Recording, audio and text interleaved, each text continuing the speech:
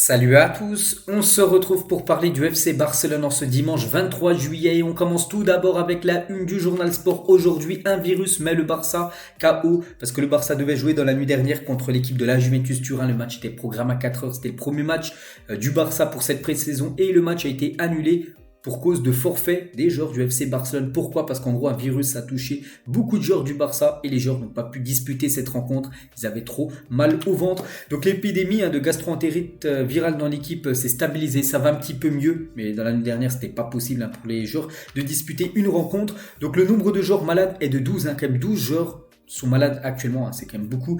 Donc Xavi n'en fait pas partie. Xavi, lui, il est pas, on va dire, malade. Donc bref, il leur faudra environ 48 heures pour récupérer et il est probable que le match contre la Juventus, donc de la nuit dernière en gros, ne se jouera jamais parce qu'on aurait pu penser à une autre date, tout ça, le décaler peut-être au lendemain. Non, c'est pas possible.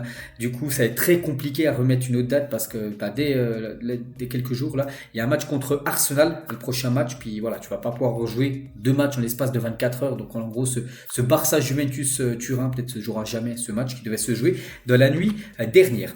Et le Barça aurait reçu 12 millions d'euros pour sa tournée américaine. Ce nombre diminuera après l'annulation du match, vu que c'est le Barça qui a dû annoncer forfait. La Juventus, ils étaient présents bien sûr pour cette rencontre. Du coup, le Barça va devoir rembourser déjà tous les fans qui avaient pris des billets pour cette rencontre, puis ils auront une petite sanction financière parce qu'ils n'ont pas pu disputer la rencontre. Donc le Barça en gros va perdre 2 millions d'euros à cause de l'annulation du match contre la Juventus. Donc en tout c'était 12 millions à peu près pour cette tournée américaine, donc 2 déjà, donc ça va descendre à 10 millions, on va dire, que le Barça va récupérer pour cette tournée américaine.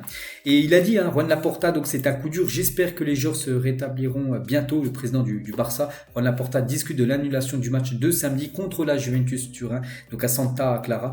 Donc voilà ce qu'il va dire concernant cette rencontre et concernant le prochain match, parce qu'il y a Barça-Arsenal et c'est officiel, le Barça a déclaré dans un communiqué qu'il était en contact étroit avec Arsenal et qu'il était confiant que le match de mercredi à Los Angeles se poursuivrait comme prévu. Donc dans la nuit de mercredi à jeudi, le Barça joue contre l'équipe de Arsenal à Los Angeles et pour l'instant le match est maintenu. On espère que les joueurs qui sont actuellement malades seront rétablis pour cette rencontre, parce que voilà, si le Barça loupe encore ce match, ce serait pas ouf, on peut dire, pour ce début de pré-saison. Et depuis le début de cette pré-saison, le staff technique a mis en avant la bonne ambiance qui règne dans le groupe, malgré qu'actuellement il y a un petit virus qui traîne. Vraiment l'ambiance et l'entente entre les joueurs est très très bonne. On a hâte vraiment de les voir en compétition. Dommage parce que là on aurait pu parler de cette rencontre hier que le Barça aurait dû jouer contre la Juventus Turin. Du coup on parle plutôt de ce virus.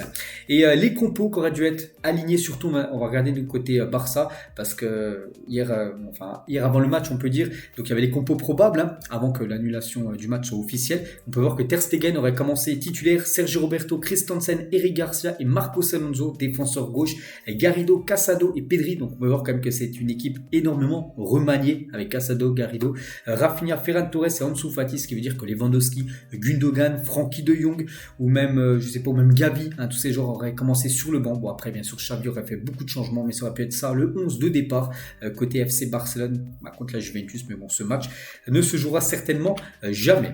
On va parler d'Alejandro Balde. Donc l'idée est que Balde soit médicalement autorisé et joue au moins le dernier match de la tournée contre l'AC Milan, parce que lui, on peut voir qu'il n'aurait pas commencé titulaire, et même si le match aurait été tenu, il n'aurait pas joué, peut-être même pas rentré en cours de jeu, parce qu'actuellement il a une petite gêne.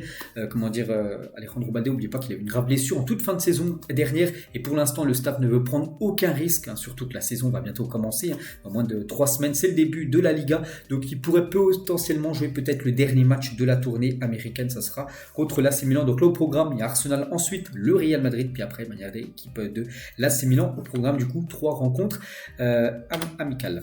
Gundogan, je sais que Pep Guardiola regarde toujours le Barça, peut-être dans tous les matchs, et je suis sûr qu'il le fera maintenant que je suis ici. Il est amoureux de ce club. Voilà ce que dit Gundogan par rapport à Pep Guardiola. Et on le sait que Pep Guardiola, de toute façon, c'est un amoureux du FC Barcelone. Et on le sait aussi qu'il regarde toujours les matchs du Barça, malgré que ce soit l'entraîneur de Manchester City. Le Barça espère résoudre les départs de Nico Gonzalez et Collado en début de semaine prochaine. Donc aujourd'hui on est dimanche, donc début de semaine prochaine, ça peut être demain lundi, ça peut être après-demain mardi. Donc le Barça aimerait vendre ces deux-là. Donc Nico Gonzalez, lui, ce serait plutôt du côté du FC Porto, et concernant Colado, je ne sais pas où il pourrait filer le jeune joueur blaugrana. Concernant Ousmane Dembélé, la négociation entre Barcelone et Dembélé continue pour un contrat jusqu'en 2027. N'oubliez pas qu'actuellement il a une clause où il peut quitter le club, une clause libératoire fixée à 50 millions d'euros, activable jusqu'au 31 juillet prochain. Donc pour l'instant, personne, enfin aucun club n'a voulu la lever. Après, il faut que le joueur aussi veuille aller dans le club, qui souhaiterait avoir Ousmane Dembélé. Donc surtout, on pense plutôt qu'il devrait plutôt rester et même prolonger son contrat peut-être jusqu'en 2027, Ousmane Dembélé. Et on peut voir qu'il a refusé une énorme offre de l'équipe de Al Nassr, l'équipe par exemple où joue Cristiano Ronaldo. Donc Dembélé a refusé une énorme offre d'Arabie Saoudite. Le club saoudien était prêt à sauter sa clause de 50 millions d'euros et lui proposer un contrat de 5 ans avec un salaire de 40 millions d'euros net, on parle net, par an. C'est quasiment les 3 ou 4 fois plus de ce qui touche actuellement du côté du Barça. Ça a été refusé pour Ousmane Dembélé. Il ne veut pas aller en Arabie Saoudite, il souhaite rester dans un top club, donc le FC Barcelone. Donc voilà, et en plus il pourrait prolonger. Donc là il marque des points, on peut dire, Ousmane Dembélé aux yeux des supporters. Ronald Araujo sur Instagram par rapport au brassard, donc c'est pas le premier, c'est ni le deuxième, c'est le troisième dans la hiérarchie des capitaines. Je suis très heureux et fier de représenter le Barça comme l'un des capitaines, tous ensemble Visca Barça. Donc voilà, on est très content aussi pour lui parce qu'il le mérite. Araujo, il est tellement important depuis son arrivée il y a déjà quelques saisons. Hugo Félix, c'est le frère de Raúl Félix, parce qu'on parle beaucoup actuellement de Raúl Félix du côté du FC Barcelone. Et son petit frère, il a dit: donc mon frère était très courageux, je ne me souviens pas d'un joueur montrant un amour aussi évident pour un club. Il a déjà dit qu'il voulait aller à Barcelone. Donc en gros, son frère confirme que voilà, Raúl Félix, vraiment c'est un amoureux du Barça, il veut jouer, c'est son club de rêve. C'est que le Barça, pour l'instant, il y a des rumeurs, le Barça pourrait aller chercher Félix, même si pour l'instant c'est pas la priorité est plutôt, lui c'est plutôt Bernardo Silva, et la priorité de Barcelone est actuellement Bernardo Silva et non Félix. Après ça peut être aussi Félix qui peut être recruté, mais vraiment s'il fallait choisir entre les deux, le Barça irait plutôt sur Bernardo Silva. Donc surtout que le joueur veut rejoindre le FC Barcelone. Après voilà, ce qui est très compliqué, c'est son prix, parce que Manchester City en demande au moins 80 millions d'euros pour lâcher Bernardo Silva. On va parler de Federico Chiesa, donc un joueur de la Juventus Turin, et le Barça aime vraiment Chiesa, mais la Juventus veut 60 millions d'euros pour lui, ou 30 millions d'euros plus caissier. Donc 30 millions, je pense que le Barça, il y a moyen de les récupérer si bien sûr il y a une vente, parce que là il va falloir vendre avec l'arrivée d'Oriol Romeu, Victor Roque, Gundogan, Inigo Martinez, beaucoup d'arrivées mais très peu de départs. Il va falloir vendre, surtout si le Barça veut faire Chiesa. Donc on peut avoir les deux options. Bon, après la meilleure option serait caissier et 30 millions d'euros bien sûr, parce que 60 millions d'euros cash comme ça, je pense que c'est pas possible pour le club.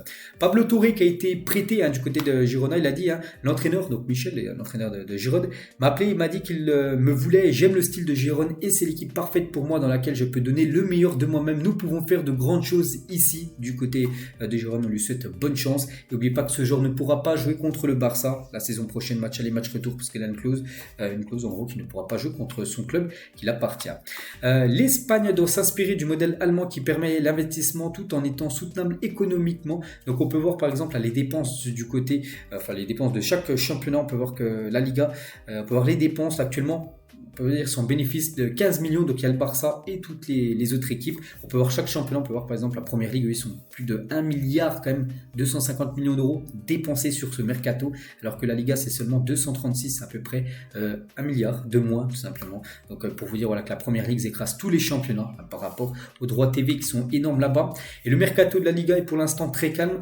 On peut voir que le Barça c'est seulement 3,4 millions d'euros investis. En gros c'est sur Oriol Romeu. Oriol Romeu a été investi sur cette somme. Le reste c'est du bonus, donc là c'est hors bonus. Alors tous les autres clubs combien ils ont investi, donc le Real qui est premier 128 millions d'euros, vu qu'ils ont acheté Bellingham qui a coûté plus de 103 millions d'euros. C'est pour ça qu'ils sont très très hauts. Donc le Barça seulement 3 millions d'euros investis. C'est vrai que Gundogan est arrivé gratuitement, Inigo Martinez il est arrivé gratuitement, Victor Roque c'est pas encore mis dedans parce que il n'est pas, ça va être, le versement sera un peu plus tard, vu qu'il arrivera seulement en janvier prochain. Et le jeune Faye, donc il n'est pas mis dedans parce que c'est un joueur pour l'équipe B. Donc voilà, le Barça c'est seulement 3 millions d'euros. Donc on espère, si le Barça les font, de pouvoir recruter, on va dire, les autres joueurs intéressants. Et on finit les gars cet épisode dans ce 23 juillet. Donc il y a 9 ans, jour pour jour, Luis Enrique devenait l'entraîneur du FC Barcelone. Donc voilà, immense entraîneur, on le sait tous. Donc maintenant c'est le coach du Paris Saint-Germain, peut-être pour ceux qui ne savaient pas. Donc bonne chance à lui. Et on finit bien sûr l'épisode avec Luis Enrique. Donc voilà ce que j'avais à dire aujourd'hui. J'espère que ça vous a plu. On se retrouve demain pour le prochain numéro. Bon dimanche à vous et à demain.